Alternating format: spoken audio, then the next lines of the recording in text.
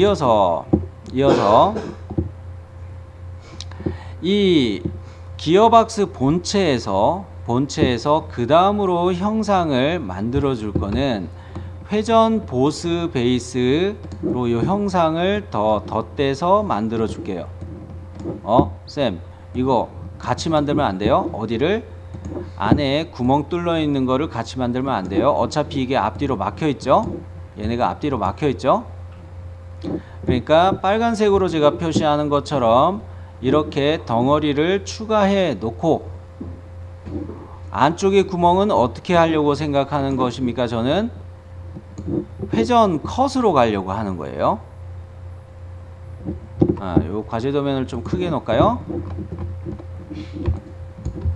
자, 덧대서 추가해서 만드는 부분은 여기 이거를 중심선을 기준으로 해서 회전 보스 베이스로 이렇게 덧대서 만든다는 것이고요. 그 다음에 회전 컷으로 갈 때는 여기 한번 파고 여기가 파지게 그렇게 회전 컷을 하겠다는 이야기죠. 아이고, 두 단계를 추가하면은 이 형상이 만들어지지 않겠어요? 그죠? 네. 자, 그래서 요런 거를 보고서 우리는 요렇게 피처 명령을 가야 되겠구나 라고 판단을 하는 거고요. 그랬을 때 이 스케치면은 본체의 파트죠. 파트 디자인 트리에서도 우측면 평면을 스케치면으로 선택하면 좋겠죠. 네. 등각보기 본 상태예요, 저는. 등각보기 본 상태. 자, 요 평면이 적당하구나. 스케치 가는데 뭐에 대한 스케치를 간다고 했어요? 회전 보스 베이스에 대한 스케치를 간다고 했죠. 자, 그런데 중심선을 회전 보스 베이스 할 때는 중심선을 먼저 그려야 되죠. 근데 그릴 필요 없어요. 왜요? 여기 모서리 있나요? 여기 모서리 있죠? 이 모서리를 살짝 제가 화면 틀어서 보여드릴게요. 여러분은 가만 가시고요. 요것을 우리가 돌출 보스 베이스 할 때 요렇게 잡아가지고 돌출 보스 베이스 한 겁니다. 그랬을 때 원점이 위치로부터 4, 6 올라온 거고요. 그리고 4분점에 맞춰가지고 이 선을 이렇게 그려 놓은 거예요. 그죠? 그런 거로 이 모서리가 중심축이 되면 되죠. 요거 새로 선을 그릴 필요가 없는 거죠. 그래서 자, 요 모서리를 클릭하시고요. 요소 변환을 갈게요.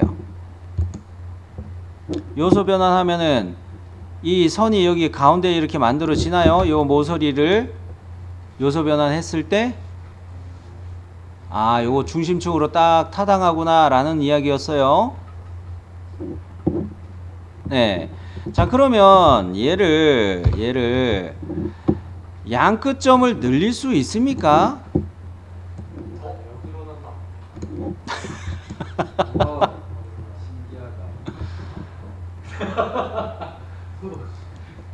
아이고, 뒤에. 자, 그래요. 좋아요. 자, 얘를 그러면 이거 늘려놨으면 이거를 클릭하셔서 보조선으로 이거 바꾸는 거죠. 따로 중심선 안 그려도 된다는 거를 보여드린 거예요. 그죠? 자, 그러면 얘는 회전 보스 베이스의 중심축으로 사용할 것이었고요. 근데 과제 도면에서 우리가 얘를 똑같이 가려고 생각을 하면 이 형상을 그릴 때 요거는 절반만 이거를 이쪽으로 놓고 절반만 요렇게 그려가지고 회전 보스 베이스 하면 되죠. 중심축에 대해서 절반만. 그러려고 하면은 그 얇은 피처가 생긴다고 할 수가 있으니까 안쪽 모서리에다가 이 코너 사각형을 안쪽 모서리에다가 동일선상으로 이렇게 잡을 필요가 있습니다. 그리고 요쪽에 요거 잡을 때도 이렇게 절반 잡을 때도 안쪽 모서리하고 맞춰 가지고 생각해 볼 필요도 있어요. 그러려면은 디스플레이 아이콘을 안쪽 모서리를 보기 위해서 뭐로 바꿔 놓는 게 좋아요? 은선 표시. 그래요. 은선 표시로 이렇게 바꿔 둡시다. 자, 그러면 이제 실측을 좀 하자고 할 텐데요. 자, 우선은 이 오른쪽 끝에 원통 형상을, 이거 원통 형상으로 여러분 이해되셨죠? 그죠? 네. 요거의 지름값을 재보겠습니다. 요렇게 지름값을 재보겠습니다. 얼마 나올까요?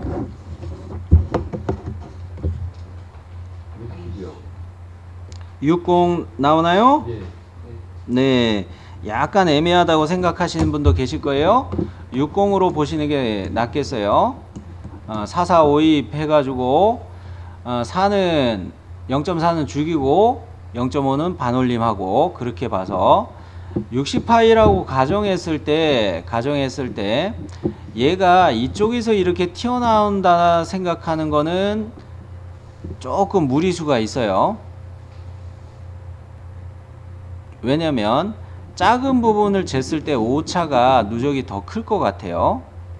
자, 그러면 어떻게 재자고 할 거냐면 저는 여기에서부터 여기까지 튀어나온 거를 재보자고 하겠어요.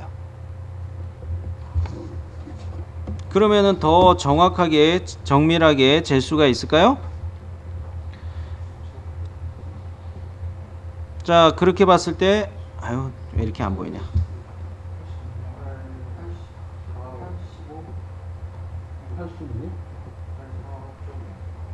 86점 80, 왜 80이 나오죠? 86 정도로 보일 거예요. 거기에서 약간 더 크게 보이기도 하고요. 그죠? 자, 그렇게 한번 봤을 때 우리가 얘를 돌출한 게 요렇게 중간 평면으로 이거 보스 베이스 돌출 보스 베이스 할 때 이거 7, 8이었나요? 예, 7, 8이요. 그죠? 7, 8이었죠. 거기에서 86점 몇이 나왔는데 이거를 빼면은 86점 몇에서 7, 8을 빼면 얼마가 나와요? 8이요. 8이 나오나요? 네. 그러면 다시 여기에서부터 여기까지만 이렇게 재보세요.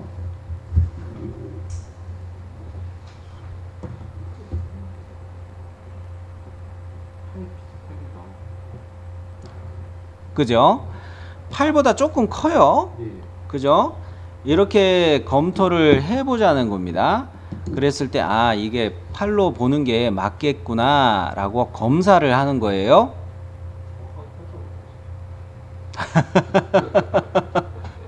네. 그 차이들은 있으시겠지만, 우리는 요거를 8로 보면은 무난하다, 요렇게 정리합시다. 네. 자, 그러면, 우리가 봤을 때, 여기를 이렇게 코너 사각형을 안쪽 모서리로부터 이렇게 잡을 때 여기에서부터 이렇게 모서리 이쪽 모서리에서부터 8로 보시면 되겠고 중심선에서부터 이렇게 지름치수를 넣을 때는 60파이로 이렇게 넣으면 되겠어요. 요거는 이제 정리가 됐죠. 자, 그러면 오른쪽 부분을 우리가 스케치에 추가해 보도록 하겠습니다. 코너 사각형을 그리는데 1번을 바깥쪽에서 시작할게요. 첫 번째 포인트를 바깥에 클릭하고 두 번째 포인트는 이런 그 중심선에 해당하는 거나 아니면 본체의 이 모서리 엣지 요런 데에 일치 가도 돼요. 그렇게 코너 사각형을 이렇게 그려 놓고요. 얘를 수문선으로 은선 표시했기 때문에 이 선분과 은선 표시한 요거 타고를 동일선상으로 이렇게 맞춰 버릴게요. 그러고 방금 실측한 치수를 넣어 주겠어요. 코너 사각형 이렇게 찍어 가지고 보이나요? 이렇게 했을 때 은선 표시했기 때문에 안쪽 모서리 보이죠? 요거하고 얘하고 동일선상 맞춰졌나요? 그러면 이제 치수를 넣어 봅니다. 바깥쪽 모서리라 했죠? 바깥쪽 모서리 얘에서부터 X 방향으로 8이죠 이게. 그 다음에 지름값은 60파이라고 했죠. 자, 여기까지 정리됐나요?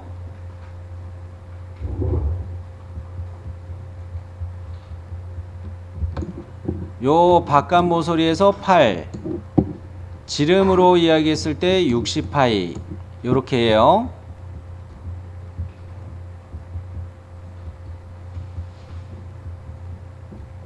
자, 그러면 다음 거 갑니다. 이번에 실측할 부분은 요거는 좀 어려워요. 좌측에 있는 요 형상을 잡기 위해서 실측하는 건 어려우니까 잘 보세요.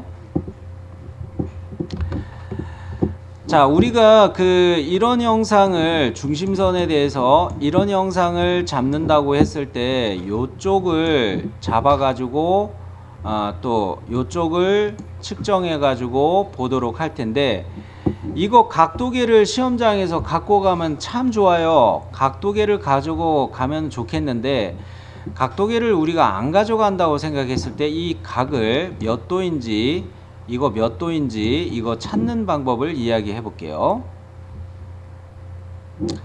자, 여기 이 모서리가 서로 이렇게 연장된다고 생각을 하시고 교차점을 찾아보세요. 그리고 요 선하고 요 선하고 이렇게 교차점을 찾는다 생각해 보세요. 되셨나요? 요렇게 선을 샤프가 있으시면은 직선에서부터 연장해서 긋고 직선에서부터 연장해서 긋고 교차점 찾았죠?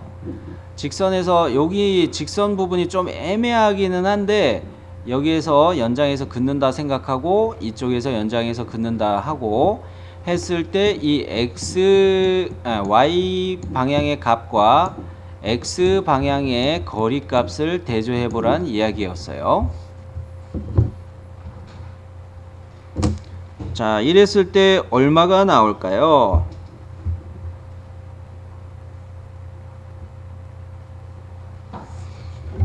얼마쯤 나오세요?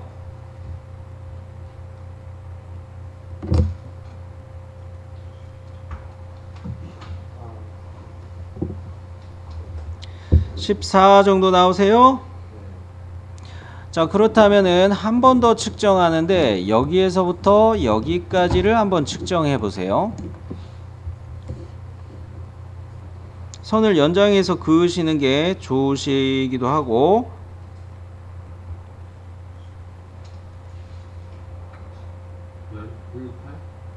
18 나오나요?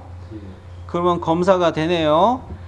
이게 18이 나온다고 하면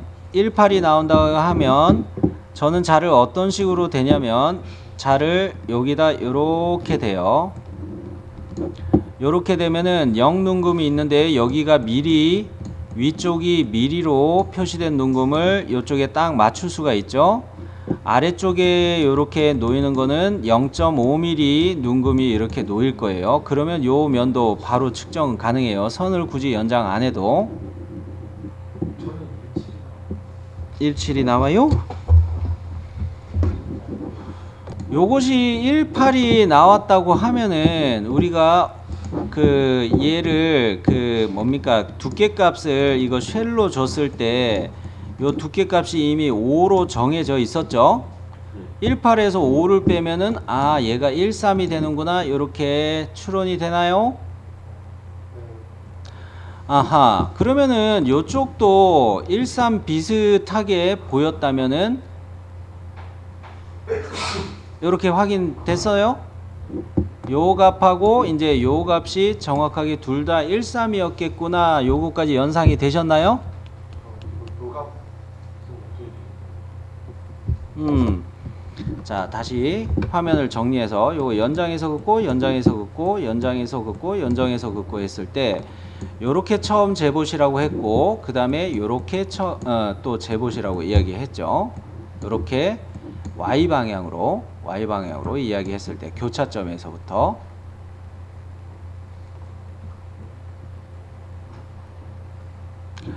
고려했을 때도 얘가 거의 13으로 보이실 겁니다. 그죠? 자, 또 갈까요? 이거를 이야기하는 이유가 뭘까요? 왜 x, y가 13으로 보인다라고 결론을 짓는 이유가 뭘까요? x방향의 거리값과 y방향의 거리값이 같으면은 직각삼각형의 정의에서 직각 등변삼각형 요거와 같을 때 여기는 직각이죠. 그리고 등변이란 뜻이 뭐예요? 이 변과 이 변의 길이가 같다는 이야기죠. 그러면은 삼각형의 내각의 합은 무조건 180이라고 했을 때 요거는 90도고, 등변삼각형이면 요거와 요거의 각은 45도로 뻔하죠. 그러할 때 이 등변을 이야기하는 것처럼 13과 13 요렇게 되는 것을 직각 등변 삼각형으로 보는 겁니다. 이해되셨어요? 그러면 얘가 중심선에 대해서 요렇게 45도였다면 대칭되는 것도 45도 되는 거 확인되나요? 서로 마주보고 있는 각은 45도가 대칭되는 각은 같은 각이다라는 정의가 또 있죠. 그죠? 요렇게 선분이 있고 요렇게 있을 때 요렇게 대칭되는 각은 서로 같다. 요런 정의가 있었죠. 그런 것처럼 봤을 때 요거 45도가 된다. 요런 명제가 가능하네요. 그러면 얘는 45도로 기울어져 있는 거다. 이거는 확인이 된 거예요. 자, 이거 찾아오려고 힘들게 이야기했습니다. 45도. 그런데 여기 지점을 찾기는 힘들어요. 사실 교점이 여기가 아까도 이야기했다시피 이렇게 직선 구간이 있는 거에서 선분이 이렇게 내려오는 것으로 바로 찾으면 너무 좋은데 이거는 조금 애매해요. 안쪽이기 때문에. 대신에 이 쪽은 이렇게 연장해서 긋고 연장해서 그으면 요 지점을 찾는 거는 쉽죠. 교차하는 점은. 그러면 중심선에서부터 여기 교차하는 것도 마저 잡아가지고 요 지름값을 찾을 수 있나요? 요거는 찾기가 편하겠죠. 요쪽도 뭡니까 좀 애매하긴 한데 여기가 애매해서 그런 거예요. 여기가 애매해서. 자, 그렇게 봤을 때 요 지름값은 얼마가 나온다고 보이시나요?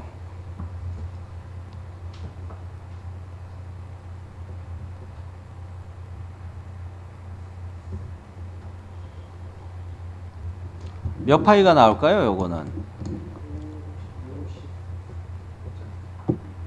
뭐 51로 보셔도 되고 52로 보셔도 되고, 그 중에서도 우리는 52파이로 보겠습니다.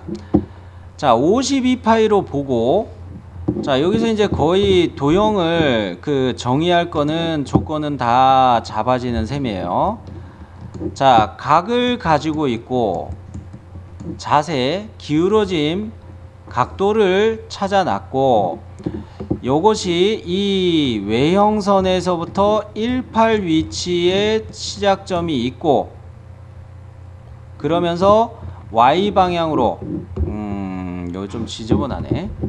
다시 중심선이 이렇게 있다고 했을 때 이 중심선에서 우리는 이 점과 이 점의 위치를 알고 각도를 알고 있으면 선분을 그릴 수 있다는 이야기를 하려는 거예요.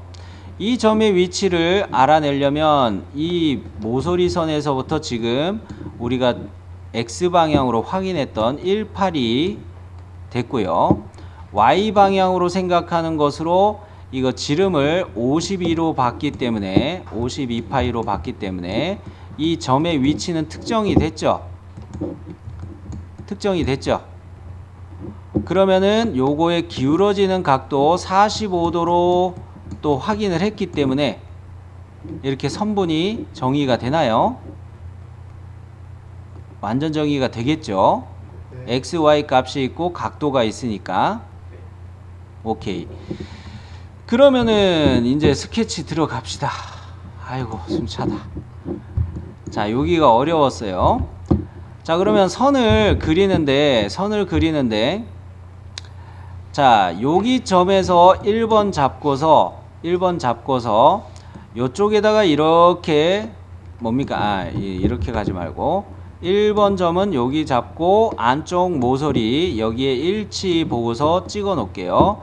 필렛의 끝점이 있는데 내측 필렛 쉘 때문에 내측에 필렛 생겼죠. 안쪽에 필렛 생겼죠.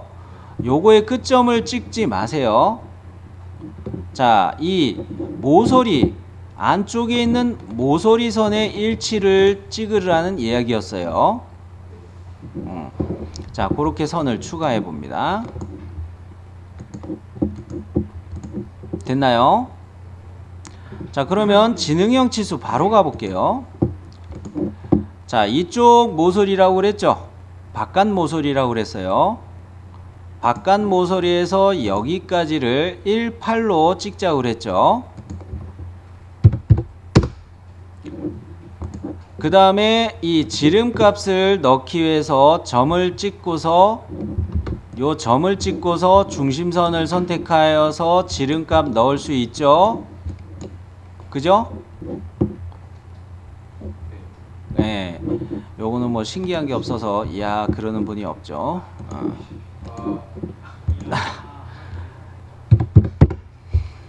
대시우.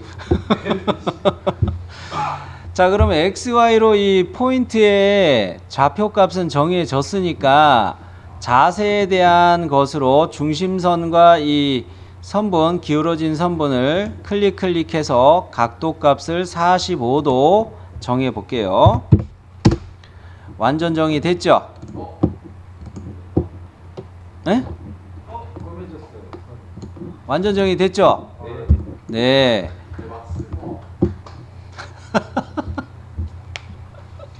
미치겠다. 자, 재미나죠? 네, 좋아요. 자, 요렇게 해서 우리가 이 형상을 찾아낸 겁니다. 우리 과제 도면에서 이 선을 완전 정의로 이렇게 온 것을 추론해내는 방식을 이해를 하셨으면 여러분도 역설계를 할 수가 있는 거예요. 그렇죠? 이건 여담인데, 그건 여담이었고, 자, 이럴 때 우리가 필요한 거는 이제 회전 보수 베이스를 해야 되잖아요. 끝점 일치 보고서 중심선을 향해 내려 긋고, 그 다음에 요거는 여기서도 또 끝점 일치 보고서 외형선에 대해서 일치해 가지고 선을 긋고, 그 다음에 여기를 쭉 이렇게 내려 긋고 맞추고 하면은 패곡선을 만들 수가 있겠네요. 그죠? 자, 그러면 선을 추가해 봅니다. 이제 수평 보고서 이렇게 외형선의 일치 요 피드백을 보고서 이렇게 와가지고 이렇게 긋고, 자, 요거 음영 처리로 디스플레이 아이콘을 음영 처리로 선택해서 보면은, 자, 요렇게 내가 그려놓은 선분이 패곡선이 됐음을 확인할 수 있나요? 자, 그러면 회전 보스 베이스 할 준비는 끝났네요. 그죠? 자, 회전 보스 베이스 갑시다. 자, 이렇게 회전 보스 베이스 해 놓으시고요. 자, 단면 보기를 우측면으로 해서 싹 봤을 때, 요거를 이렇게 놨을 때 과제도면 형상하고 이제 같아져 가기 시작하나요?